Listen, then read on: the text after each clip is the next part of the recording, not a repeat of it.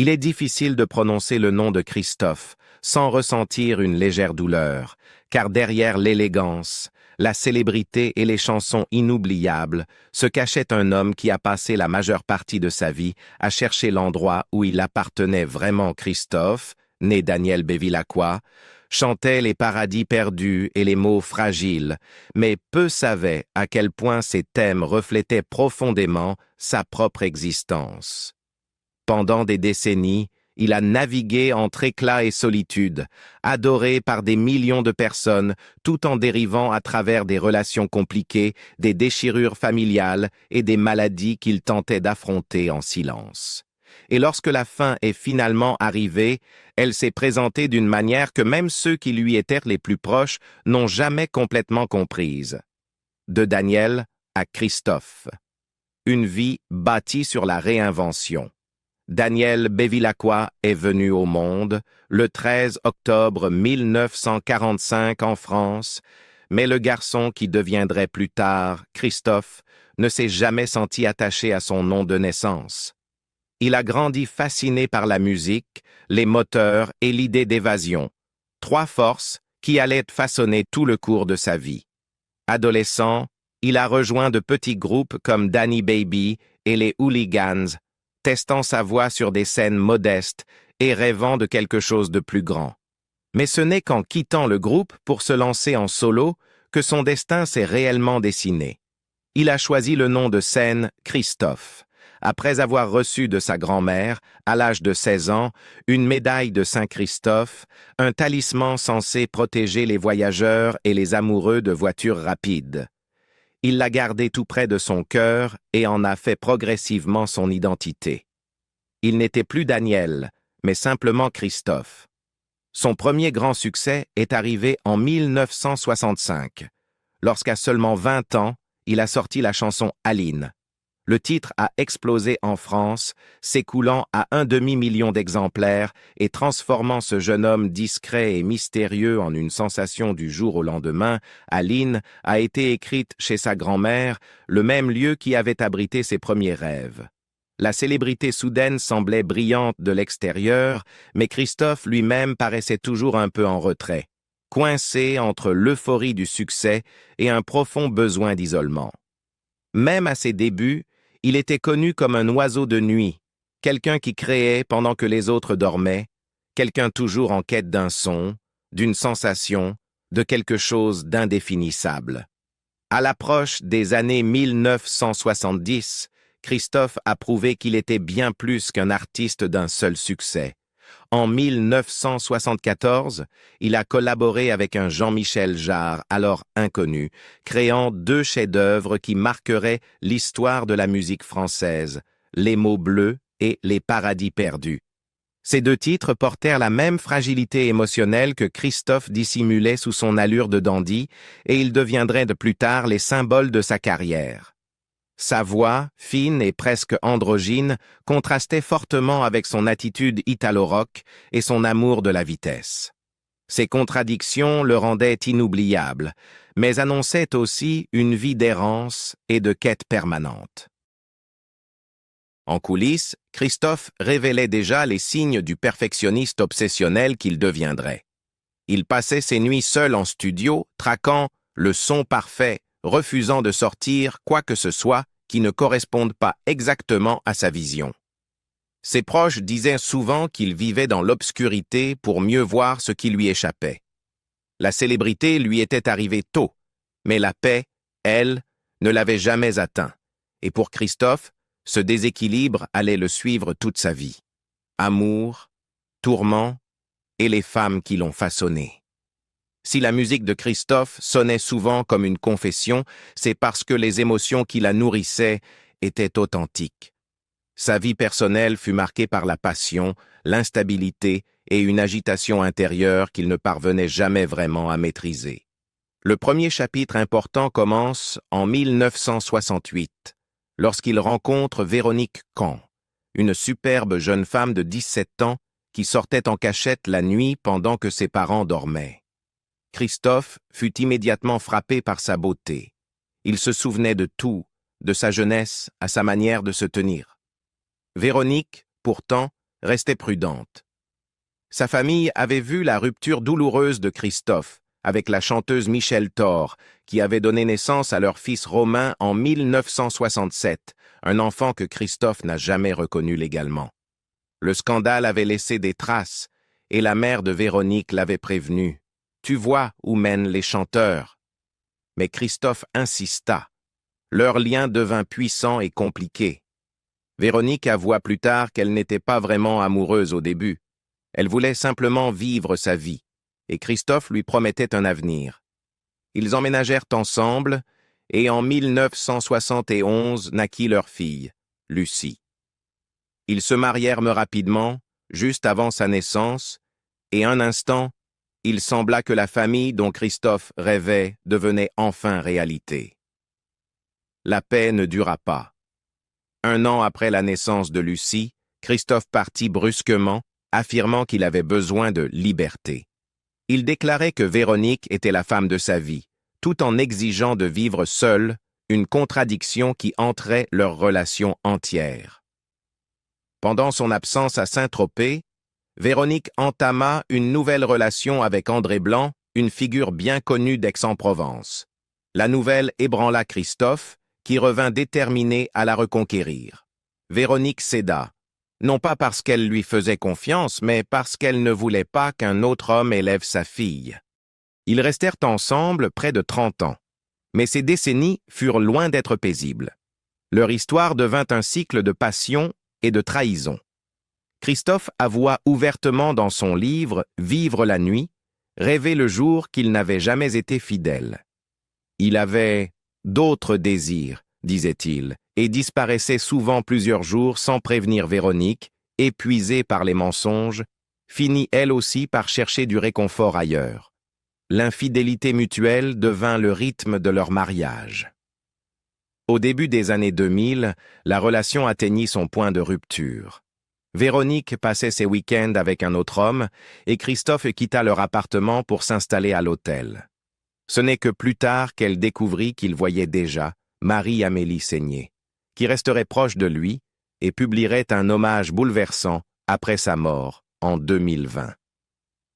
Malgré tout, les liaisons, les disputes, la distance émotionnelle, Christophe appellerait toujours Véronique « le grand amour de ma vie ».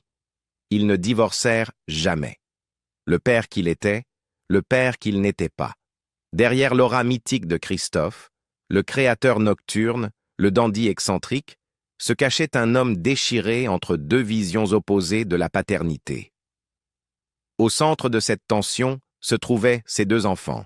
Romain, né en 1967 de sa brève mais intense relation avec la chanteuse Michèle Thor, et Lucie, née en 1971 de son mariage avec Véronique. Le contraste dans la manière dont il les a traités allait jeter une longue ombre sur son héritage.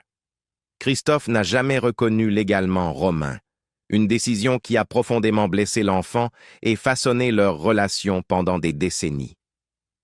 Lorsque Michèle Thor est tombée enceinte, Christophe s'éloignait déjà, emporté par le tourbillon d'une carrière ascendante et de troubles personnels. Leur séparation fut amère, et Christophe choisit la distance plutôt que la responsabilité.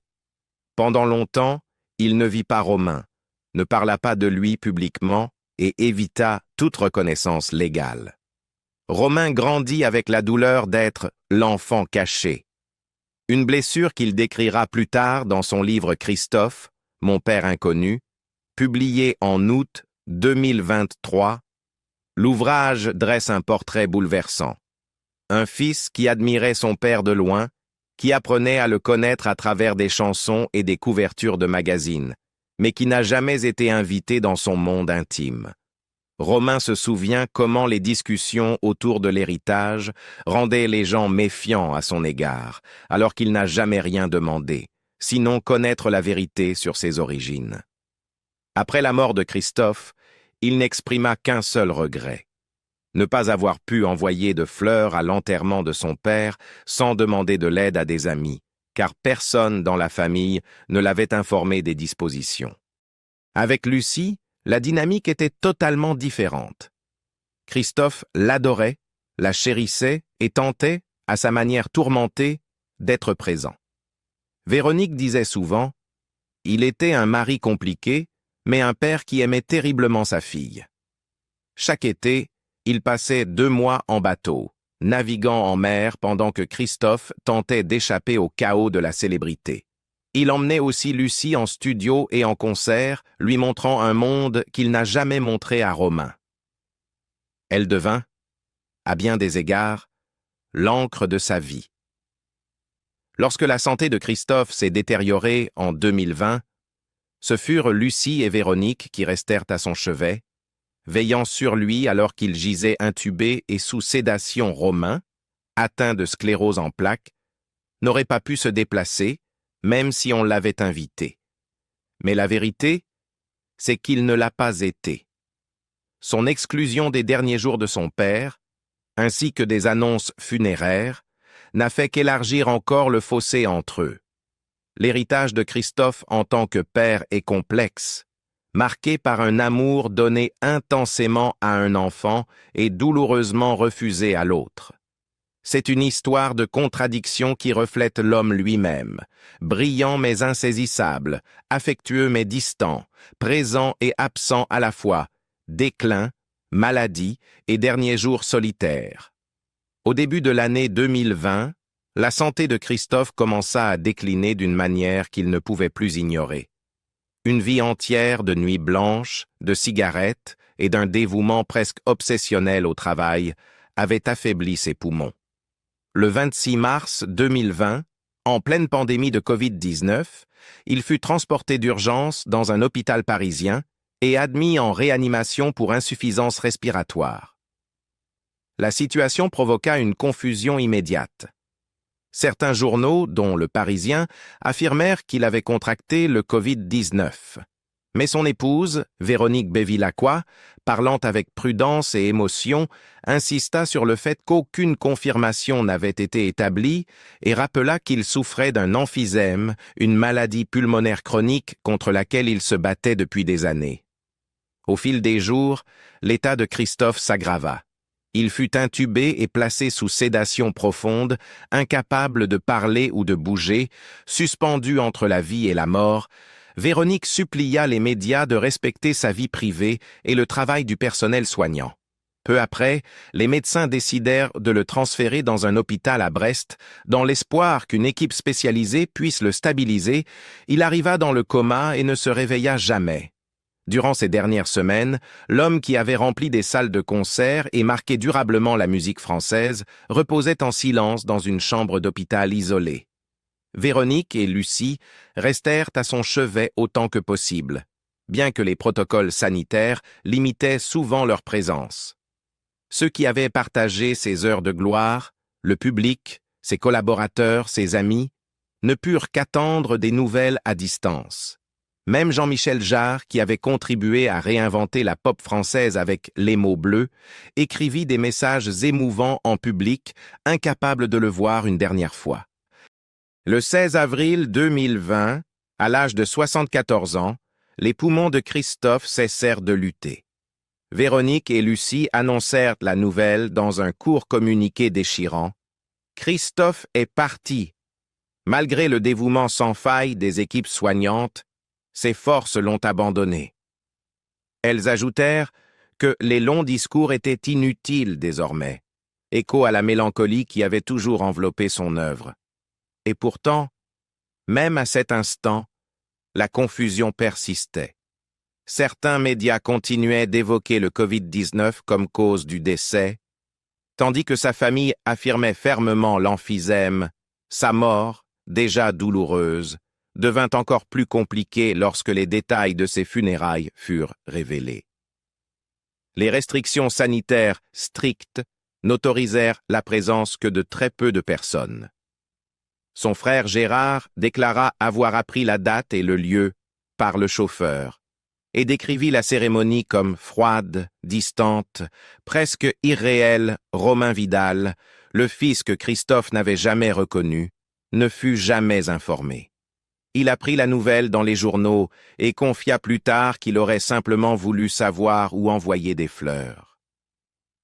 Pour un homme qui avait inspiré tant d'émotions aux autres, l'adieu de Christophe ne pouvait être plus solitaire. Des funérailles sans chaleur, un héritage sans paix. Si les derniers jours de Christophe furent marqués par le silence, ses funérailles le furent par quelque chose d'encore plus douloureux, l'absence. Les restrictions liées à la pandémie étaient sévères, mais la distance émotionnelle entre les personnes présentes semblait plus lourde encore que la distanciation physique imposée par la loi. Son frère, Gérard Bevilacqua, décrivit cette journée comme terrifiante, non pas à cause du virus, mais en raison de la froideur qui entourait la cérémonie. Il déclara n'avoir appris la date et le lieu que par le chauffeur, un détail révélant à quel point la famille était fracturée au moment de la mort de Christophe. En arrivant au cimetière, Gérard trouva à peine une vingtaine de personnes, dispersées et éloignées les unes des autres. Il se souvient que même dans le chagrin, Véronique l'ignora presque, jusqu'à ce que leurs regards se croisent et qu'elle ne vienne vers lui que pour se plaindre du retard de Lucie, comme si l'instant lui-même était devenu secondaire face à la frustration. « Nous étions loin de toute forme de recueillement, » dit Gérard. Au lieu d'unité, l'air était chargé de distance, de secrets et de tensions non résolues. Encore plus déchirante fut l'exclusion de Romain Vidal, le fils biologique de Christophe et de Michel Thor. Bien qu'il ait passé toute sa vie en marge du monde de son père, l'idée qu'il ne sache même pas où Christophe avait été enterré était une blessure plus profonde que toutes les autres Romains. Atteint de sclérose en plaques et incapable de se déplacer même s'il avait été invité, révéla plus tard que tout ce qu'il souhaitait était d'envoyer un bouquet de fleurs. Mais il ne savait pas où l'envoyer. Ce n'est qu'avec l'aide d'un ami que les fleurs parvinrent finalement au cimetière. Pour un fils qui avait attendu pendant des décennies une reconnaissance, ce fut un dernier rappel que la réconciliation n'était jamais arrivée. Quant à Christophe lui-même, son lieu d'inhumation devint l'objet d'une controverse inattendue. Gérard affirma que son frère aurait dû être enterré à Croust, dans le Berry, aux côtés de leur mère, car Christophe lui avait promis à de nombreuses reprises « Un jour je serai à côté de toi pour toujours ». Au lieu de cela, il fut enterré à Montparnasse, un choix que Gérard ne comprit pas et n'accepta jamais. Ces témoignages contradictoires, conservés dans le livre de Romain et les récits du co-auteur Bernard Pasquito, dressent le portrait d'un adieu qui semblait presque détaché de la vie que Christophe avait menée. L'homme qui écrivit « Les paradis perdus », qui chanta si souvent le manque et la fragilité, quitta ce monde d'une manière qui reflétait ses propres paroles, silencieuses, solitaires et entourées de personnes qui ne savaient plus comment se retrouver. L'homme derrière le mythe, art, obsession et quête du paradis. Pour comprendre pourquoi la vie de Christophe s'est achevée dans une telle fragmentation émotionnelle, il faut regarder la manière dont il vivait.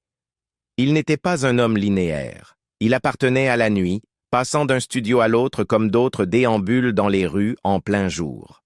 Ses amis le décrivaient souvent comme un dandy, un excentrique, un homme obsédé par le son, le silence et la solitude. Ce n'était pas un personnage, c'était sa manière de survivre. Il construisait son monde en fragments, se retirant souvent des autres, et ses habitudes ont fini par façonner toutes ses relations.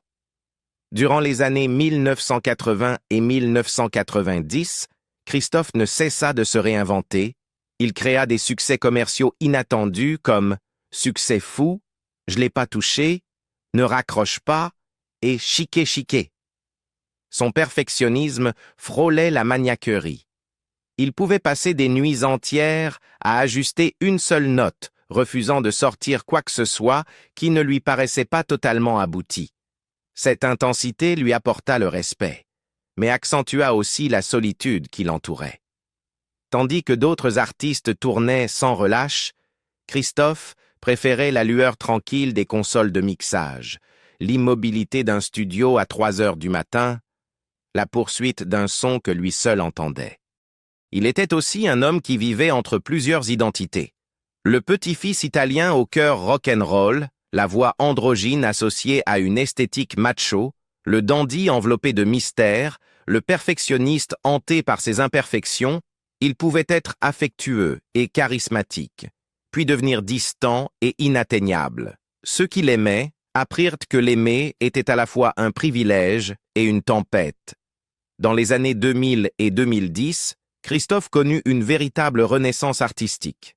Il revint avec de nouveaux albums comme Paradis retrouvé, 2013, et Les vestiges du chaos, 2016, collaborant à nouveau avec Jean-Michel Jarre, celui qui avait contribué à transformer son son dans les années 1970. Les critiques remarquèrent que ses œuvres tardives portaient un nouveau poids, des thèmes plus sombres, des réflexions plus profondes, une impression que Christophe commençait à affronter les fantômes de son passé. Pourtant, même durant ces années, sa vie personnelle demeurait complexe et à plusieurs couches. Après sa séparation avec Véronique, il entama une longue relation avec Audrey Gauthier, maquilleuse professionnelle reconnue dans le milieu de la mode et du cinéma. Il l'appelait sa « maquilleuse amoureuse », une expression qui reflétait à la fois la tendresse et l'ambiguïté. Ils vivaient séparément, par choix. Pour Christophe, l'amour nécessitait de la distance pour survivre. Audrey prenait soin de lui lors de ses apparitions publiques, tandis que Véronique, la femme qu'il disait être le grand amour de sa vie, restait légalement son épouse jusqu'à la fin. Cette dualité, entre ce que Christophe montrait au monde et ce qu'il cachait, le définissait. Ses chansons révélaient la vulnérabilité, le manque et une forme de nudité émotionnelle. Sa vie révélait la fragmentation, les secrets et les liens non résolus. La tragédie réside dans la manière dont ces deux faces se reflétaient l'une dans l'autre. Christophe passa sa vie à chercher des paradis perdus, sans réaliser que peut-être il les portait en lui depuis toujours. L'histoire de Christophe est faite de génie, de chagrin et d'un homme qui a offert au monde une musique inoubliable tout en luttant pour trouver sa propre paix. Sa vie s'est peut-être terminée dans le silence, mais sa voix continue de résonner à travers les générations. Quelle chanson de Christophe vous a le plus marqué? Partagez vos pensées dans les commentaires et n'oubliez pas de vous abonner pour découvrir d'autres histoires derrière les légendes.